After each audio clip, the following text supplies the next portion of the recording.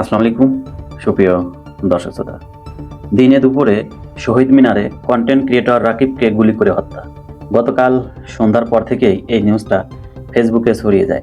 আমিও খুবই বিস্মিত হয়েছিলাম এবং চিন্তিত হয়েছিলাম যে দিনে দুপুরে প্রকাশ্যে খুন। প্রিয় বন্ধুরা, ফ্যামিলি এন্টারটেইনমেন্টের যে রাকিবকে আমরা সবাই কম বেশি চিনে জানে থাকি, তার ছবি দিয়ে এইরকম একটি পোস্ট করা হয়েছিল। কেউ বলেছে মারা গিয়েছে, কেউ বলেছে সুস্থ আছে, কেউ বলেছে এই রাকিব সেই রাকিব নয়। মূল ঘটনাটা কি আমি আপনাদের বলছি। ফ্যামিলি এন্টারটেইনমেন্টের যে রাকিব তিনি সুস্থ, তার সাথে এমনটি ঘটেনি। তো চলুন আমরা সরাসরি তার মুখ থেকে শুনে আসি। আমি নিজেও ব্যক্তিগতভাবে আন্তরিকভাবে দুঃখিত সবার কাছে। অনেকে আমাকে ফোন করছে এই ব্যাপারটা জানার পরে। আমি সবাইকে তাৎক্ষণিকভাবে আমি রেসপন্স করতে পারি নাই। সবাই দোয়া করবেন। আলহামদুলিল্লাহ, আল্লাহ পাক আমাকে ভালো রাখছে, আমি সুস্থ আছি আলহামদুলিল্লাহ।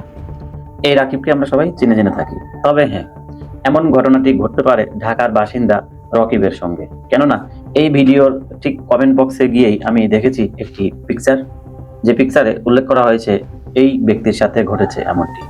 হলেও হতে পারে, তবে এই রাকিবের সাথে এমনটি হয়নি। অতএব আপনারা গুজবে কান দিবেন না। একটা সংবাদের সত্যতা যাচাই বাছাই করে তারপরে কমেন্ট করবেন। আর যারা কন্টেন্ট ক্রিয়েটর রয়েছেন তারাও জেনে বুঝে শুনে তারপরে কোনো কিছু আপলোড করবেন। ধন্যবাদ সবাইকে।